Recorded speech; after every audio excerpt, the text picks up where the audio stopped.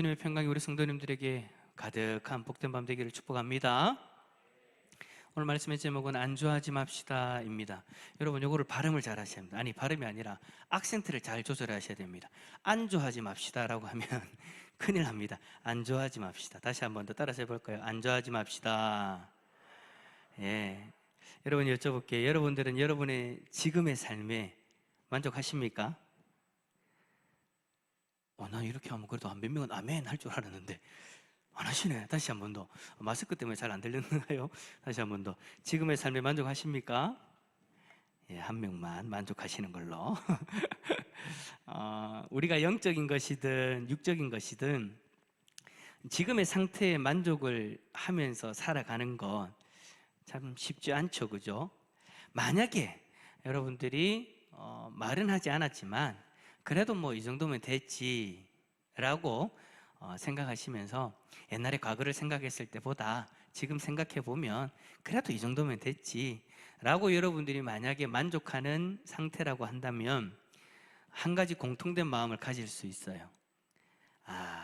이런 상태가 계속되었으면 좋겠다. 옛날에는 그렇게 허망풍파, 고통, 그런 일들을 참 많이 경험하면서 어렵게 지내왔는데 이 정도면 감사하지 라고 생각하면서 그래, 이 정도면 됐어. 뭐 그렇다고 해서 뭐 풍성하게 뭐 잘 사는 건 아니지만 뭐 풍성하게 누리고 있는 건 아니지만 그래도 이 정도면 딱 됐지. 그냥 이 상태가 계속 됐으면 좋겠다 라는 그런 생각들, 특별한 어려움도 없고 이렇게 만족할 수 있는 상태가 계속적으로 지속되기를 원하는 그런 마음들을 가질 수 있을 것 같아요. 우리는 육적인 것이든 영적인 것이든 어느 정도 만족한 상태가 되어지면 누구나 할 것 없이 다 그 자리에서 만족하고 안주하려는 그런 습성이 있는 것 같습니다. 왜냐하면 그렇게 만족할 만한 상태를 누린다는 것이 지금껏 살아보니까 쉽지 않았기 때문이죠. 이런 날이 오는 날도 그렇게 많지 않았기 때문인 거예요. 내가 지금 이렇게 안주하는 어떤 삶의 모양 외에 다른 모습들은 정말 힘든 일들이 많으니까 그냥 만족할 만한 상태가 되어지면 놓치고 싶지 않은 것이 우리들의 마음일 거예요. 그냥 그 자리에 앉아서 그것을 계속해서 누리고 싶은 그것이 우리의 마음일 거다라는 이야기입니다. 오늘 성경에도 보면 이러한 마음을 가진 한 사람이 나옵니다. 그가 누구냐니까 베드로예요. 예수님께서는 베드로, 야고보, 요한을 데리고 높은 산으로 올라가십니다. 그런데 그곳에서 이 세 명의 제자들이 놀라운 장면을 목도하죠. 자, 우리 3절과 4절 말씀 다시 한번 읽어볼까요? 시작. 그 옷이 광채가 나며 세상에서 빨래하는 자가 그렇게 희게 할 수 없을 만큼 매우 휘어졌더라. 이에 엘리야가 모세와 함께 그들에게 나타나 예수와 더불어 말하거늘. 아멘. 이 세 명의 제자들이 본 첫 번째 놀라운 장면이 뭐냐? 예수님께서 변하시더라라는 거예요. 이때까지 자기들하고 똑같이 자고 먹고 그렇게 토탈로 치면 3년 넘게 그렇게 생활을 했잖아요, 그죠? 그런 어떤 시간들 속에서 막 그렇게 좋은 옷을 입고 그렇게 휘황찬란한 모습으로 다니지 않았단 말이에요. 그냥 서민들하고 똑같이 자기들 제자들과 똑같이 항상 그냥 누더기에다가 그냥 그렇게 입던 옷도 입고 자주 빨지도 못하고 많은 사람들 만나고 그들의 문제를 해결해 주고 그들에게 집중하다 보니까 본인을 꾸미고 치장하는 데에는 그렇게 집중하지 못했던 것이 예수님의 모습이었는데 그 산에서는 예수님의 옷에서 광채가 나는 거예요. 이 세상에서 빨래를 해도 그렇게 희게 할 수 없을 정도로 매우 휘어졌대요. 이 표현은 여러분, 옷이 갑자기 휘어졌다 그것에 집중하면서 이야기하는 것이 아니고 예수님의 신적인 모습이 외부로 표출되면서 그렇게 빛이 났던 거예요. 그러니까 그 산에서 그냥 예수님이 옷을 빨고 그냥 입었다 그런 의미가 아니고 예수님이 안에 감춰져 있었던 그 신적인 어떤 광채가 그 산에서는 아무런 막힘 없이 거리낌 없이 그냥 그것이 그대로 표출이 됐던 거죠. 거기다가 마태와 누가는 뭐라고 기록하냐면 예수님의 얼굴도 빛이 나고요, 용모도 변했다라고 그렇게까지 기록하고 있습니다. 예수님께서는 지금껏 이러한 모습을 보여주신 적이 없었는데 이러한 모습이 예수님의 참모습이다라는 것을 제자들로 하여금 보게 하신 거예요. 하지만 그런 참모습이 있음에도 불구하고 예수님이 이 비천한 이 땅에 맞는 모습으로 내려오셨기 때문에 이 모든 모습들을 감추고 있었던 거죠. 이러한 예수님의 모습을 바라보는 제자들은요, 놀라움을 금치 못했습니다. 그런데 그 산에서 제자들을 두 번째 놀라게 하는 장면이 또 등장하죠. 그게 뭐예요? 이미 이 땅에 사람들이 아는 사람들이 갑자기 나타나는 거예요. 그게 누구라고요? 엘리야와 모세예요. 우리가 잘 아는 것처럼 엘리야는 죽음을 보지 않고 승천한 사람이잖아요. 그래서 유대인들이 다시 그 모습 그대로 올 것이다 라고, 그렇게 엘리야가 다시 올 것이다 라고 그렇게 기다리고 있었던 선지자예요. 모세도 비록 죽었지만 유대인들의 마음에는 하늘로 산채로 올라갔다라는 어떤 그런 신앙하는 마음들이 유대인들에게는 좀 있었어요. 그랬던 분들이 갑자기 그들 앞에 딱 하고 나타났으니 이 놀라움은 이루 말할 수 없는 그런 일들인 거죠. 이렇게 놀라운 장면이 제자들 앞에 펼쳐져서 당황스러운 그 상황 가운데에서 베드로가 이 용기를 내서 이야기하잖아요. 우리 잘 아는 말씀 5절 말씀 읽어봅시다. 시작. 베드로가 예수께 고하되 랍비여 우리가 여기 있는 것이 좋사오니 우리가 초막셋을 짓되 하나는 주를 위하여 하나는 모세를 위하여 하나는 엘리야를 위하여 하사이다 하니. 아멘. 자, 여기서 랍비라는 말은요, 나의 큰 분이시여 라는 그런 의미인 거예요. 나의 큰 분이시여 라는 그런 의미를 가지고 있어요. 근데 우리가 잘 아는 것처럼 예수님은 복음서에서 랍비라는 칭호로 자주 불리셨죠. 자, 이렇게 랍비라고 불린 이유는 많은 율법의 문제 그리고 어려운 교리들을 명쾌하게 해석해 주셨을 뿐만 아니라 제자들을 거느리고 그렇게 다녔기 때문이에요. 어쨌든 베드로는 이 놀라운 장면을 목격하면서 자신에게 가장 큰 분이라는 이 랍비의 표현을 통해서 예수님을 높여 부르고 있는 거죠. 그러면서 하는 말이 뭐냐? 초막셋을 짓고 삽시다. 예수님, 모세, 엘리야를 위한 초막셋을 딱 짓고 그곳에서 눌러 앉읍시다 라는 그 얘기인 거잖아요. 베드로가 이 장면, 예수님과 모세와 엘리야가 정말 하늘의 영광으로 가득한 그 모습으로 변화되어져서 그들 앞에 있는 그 모습이 얼마나 좋았으면 이렇게 이야기를 했을까요? 다시 내려가지 말고 여기서 눌러 앉읍시다. 자신들이 그토록 기다리던 엘리야, 그리고 그렇게 선망하던 모세, 그리고 자신들이 믿고 따르던 그 예수님이 함께 계시는 그 산이 베드로에게는요, 천국같이 느껴진 거예요. 그래서 베드로는 순간적으로 산을 내려가고 싶지 않았어요. 그냥 그곳에서 안주하고 싶었던 거죠. 하지만 이러한 말을 하면서도 제자들의 마음에는 어떤 감정이 있었느냐? 두려워하는 마음이 있었대요. 무슨 말일까요? 예수님이 나에게 해를 끼칠까? 엘리야 모세가 나에게 해를 끼칠까? 그런 게 아니죠. 바로 예수님의 신적 권위에 대한 경외감 그리고 두려움. 우리가 선생님으로 그냥 단순한 정치적 구원자로서 바라보고 있는 그 예수님이 신적 권위의 모습으로 그들 앞에 다가오니 그 신적 권위가 그들을 압도한 거예요. 그러면서도 그러한 상황이 너무 좋아서 오늘 말씀 보니까 자신이 무슨 말을 하는지도 모르는 그런 이야기들을 지금 예수님 앞에 지금 베드로는 하고 있는 거예요. 여기서 삽시다. 여기서 영원히 삽시다. 하지만 예수님께서 지금 엘리야와 모세를 만난 이유는 단순히 그냥 담소를 나누기 위한 것이 아니었죠. 누가복음 9장 31절에 보면 앞으로 되어질 십자가의 죽음에 대해서 말씀을 나누고 계셨던 거예요. 자, 이렇게 심각한 이야기를 나누고 있는데 베드로는 그것도 모르고 이 상황이 너무 좋아가지고 그냥 이 자리에 머물자라는 그런 엉뚱한 이야기를 하고 있는 거죠. 그러니까 이 베드로의 요구가 받아들여질 리가 없는 겁니다.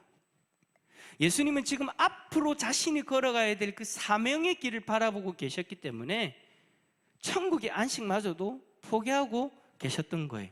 하지만 베드로는 주님의 사명을 바라보지 못하고 현재의 만족감에 안주하며 살아가기를 원했던 것이죠. 여러분, 우리가 이 땅에 살아갈 때에도 이러한 모습 종종 발견할 때가 많이 있잖아요. 주님은 우리를 통해서 주님의 뜻을 이루어가기를 원하시는데 우리는 지금 상황에 만족하고 안주하기를 원할 때가 많이 있다라는 거예요. 그래서 우리가 육체의 만족과 영적인 만족을 위해서 기도하고 이러한 환경이 계속되기를 위해서 그렇게 기도하지만 가끔은 주님이 우리의 기도를 들어주지 않을 때가 있죠. 지금의 평안, 지금의 행복이 그냥 쭉 갔으면 좋겠다, 어려움도 없이 갔으면 좋겠다라고 그렇게 기도를 하지만 가끔은 주님이 우리의 그 기도를 들어주지 않는단 말이에요. 어떨 때는 우리를 더 불편한 자리로 몰아가기도 하시죠. 잠깐 주어졌던 그 평안이 어느 순간 우리에게 고통으로 다가올 때가 있다라는 거예요. 베드로도 마찬가지였어요. 그 자리가 너무 좋아서 안주하기를 원했지만 그는 그 자리에서 안주하지 못하는 인생이었어요. 어떻게 하십니까? 예수님이 고난의 삶으로 베드로를 이끌고 가시죠. 몰고 가세요. 어떻게 해요? 예수님이 잡혀가시는 그날 밤에 베드로는 예수님을 3번이나 부인할 정도로 힘든 일을 경험하게 됩니다. 부활하신 예수님의 용서와 회복을 또 베드로는 경험하게 되기도 하죠. 뿐만 아니라 성령이 임하시는 그 놀라운 사건 이후에 성령의 충만한 모습으로 복음을 전하여서 수많은 사람들이 주님을 믿게 되는 그 놀라운 역사를 경험하게 되죠. 세상적인 관점으로 볼 때에는 베드로가 십자가에 거꾸로 매달려 죽게 되지만, 비참한 죽음을 맞이하게 되지만, 신앙의 관점으로 볼 때에는 그는 영광스러운 삶을 살다가 영광스러운 순교를 하게 된 거예요. 베드로는 그 놀라운 변화가 일어난 산에 머물 수가 없는 사람이었던 거예요. 베드로는 자신의 미래와 사명을 알지 못했기 때문에 그 순간의 만족감에 도취되어져서 그 자리에서 안주하기를 원했지만, 베드로는 주님의 뜻을 이루어야 되는, 그래서 그 자리에서 안주할 수 없는 사람이었다라는 것입니다. 네, 여러분, 우리도 마찬가지예요. 우리는 지금의 상황에 만족하고 머물 수 있는 사람이 아니에요. 우리 중고등부 학생들은 어떤 상황에 안주할 수 있을까요? 친구들하고 좋으니까 친구들하고 친한 친구들하고 같이 있는 그 시간 머물고 싶다라고 생각할 수도 있겠죠. 이제 대학교 올라간 저 두 친구는 뭐에 안주할 수 있을까요? 그냥 이제 고3을 졸업했다, 대학생이 되었다, 자유함이 주어졌다, 그것에 도취되어져서 그 자리에 안주할 수 있어요. 우리 어른들은요, 지금 이제 여러분들 여기 계신 우리 성도님들이 거의 그래도 어느 정도 자리를 잡으신 분들이잖아요. 근데 내가 모든 것을 다 이루었다, 그냥 이 자리에 그냥 만족하고 안주할 수 있는 그런 상황이 되었다라는 거예요. 근데 여러분들은 그 자리에 안주할 수 있는 분들이 아니더라는 거예요. 주님의 분명한 목적과 뜻이 있기 때문에 주님은 여러분들을 위해서 자신의 핏값을 대신 지불해 주셨습니다. 예수 그리스도의 핏값으로 여러분들은 사신바 되었고 하나님의 백성이 되었고 지금 그 자리에 있는 것인데, 예수 그리스도가 여러분들의 그 안주하는 그 자리에 머물도록 하기 위해서 예수님이 자신의 생명을 내어주신 것이 아니더라는 거예요. 예수님이 여러분들 한 명 한 명에게 향한 그 뜻이 있기 때문에 예수 그리스도가 그 십자가에서 자신을 내어주신 줄 믿습니다. 그렇기 때문에 우리는 지금 그 자리에, 지금 만족하고 있는 그 자리에 안주할 수 없는 존재예요. 조금 불편하더라도, 조금 힘들더라도 우리에게 향하신 주님의 뜻을 발견하고 그 사명을 이루기 위해서 나아가야 될 존재가 바로 저와 여러분인 줄 믿습니다. 여러분, 그 사명이 뭐라고 제가 말씀을 드렸어요? 사명은 장소와 방법은 다르지만 베드로와 같이 주님의 증인으로서 이 땅에 살아가는 것인 줄 믿습니다. 땅끝까지 복음을 전하여서 제자를 삼아라라는 이 대사명이 제자들을 통해 이제는 우리들에게 전해졌기 때문에 우리는 우리의 삶의 현장 속에서 그냥 단순히 친구들하고 좋은 그 관계에서 안주하는 것이 아니라, 단순히 지금 주어진 그 자유에 만족하고 안주하는 것이 아니라, 단순히 지금 내가 이뤄낸 그 모든 일들을 통과하고 지금 여러분들의 직장, 여러분들의 가정이 머물고 있는 그 자리에 안주하고 있는 것이 아니라 우리의 삶의 현장에서 영혼 구원을 위해서 살아야 되는 줄 믿습니다. 그런데 우리는 이러한 삶을 거부할 때가 많이 있어요. 베드로처럼 예수님의 신적 권능을 보고 주님의 신적 권능만을 구하면서 우리의 삶이 좀 더 윤택해지기를, 주님의 도우심으로 조금 더 편해지기를. 베드로가 바라봤던 게 그거잖아요. 예수님이 신적 권위가 보여지는 그 장면을 보면서 그거에 만족하고 그 자리에 머물기를 원했던 거예요. 자신에게 주어질 앞으로의 사명, 주님의 뜻, 그것은 중요하지 않았어요. 그리스도가 신으로 보여지는 그 순간 그 신적 권위에 도취되어져서 그 신적 권위를 누리며 살아가기를 원했다라는 거예요. 우리가 주님을 바라볼 때에 주님의 그 신적 능력만을 바라보면서 살아가는 것처럼 말입니다. 한마디로 예수 그리스도가 신이 되심을, 하나님 되심을 우리가 바라보면서 세상에서의 형통함을 구하는 그 모습과 똑같더라라는 거죠. 그러다 보니 우리의 삶에서 주님의 뜻을 이루어가는 모습이 점점 사라져갑니다. 나의 삶을 통해서 주님의 뜻이 이루어지는 것을 여러분 얼마나 생각하고 살아가십니까? 오늘 하루를 생각해 보십시오. 여러분들이 만났던 사람들, 그들에게 했던 말들, 내가 가졌던 생각들, 그 모든 것들이 주님의 뜻으로 인한 것이 과연 몇 프로였습니까? 주님의 뜻을 위한 것이 몇 프로였습니까? 주님의 뜻과는 상관없는 그 우리의 삶에 안주하고 있는 그 모습, 이제 이 모습을 깨고 우리 모두 주님의 증인으로서의 삶을 향해 나아가야 되지 않겠습니까? 로마서 14장 7절에서 9절 말씀, 우리 화면을 보면서 한번 읽어봅시다. 로마서 14장 7절에서 9절 말씀, 바울이 이야기합니다. 시작. 우리 중에 누구든지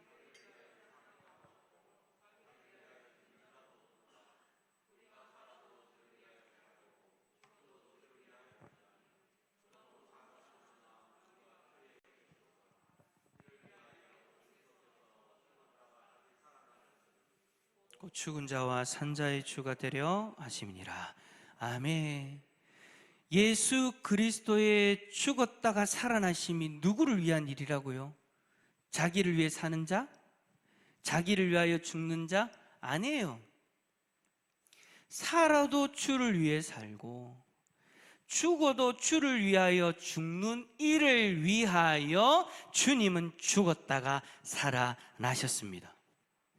물론 우리가 그러한 삶을 살았기 때문에 주님이 그런 것이 아니라 주님이 그렇게 함으로 인하여 구원받은 자신의 백성으로 삼은 그 사람들이 이러한 삶을 살아가기를 원하신다라는 거예요. 이 말은 예수 그리스도를 믿는다는 이의 삶은 더 이상 이 세상의 편안함에 만족하면서 자신의 삶을 위해 살아가는 이가 아니라는 이야기예요.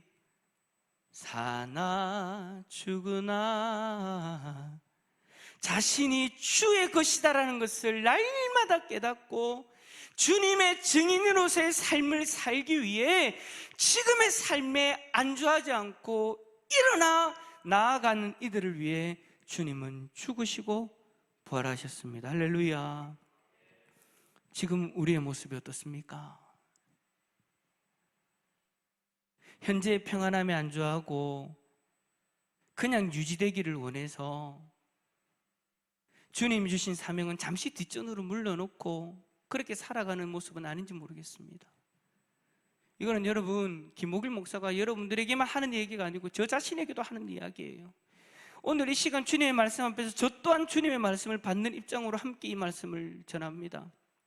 우리는 흔히 살기 위하여 일을 하고 살기 위해 돈을 번다라고 이야기하죠.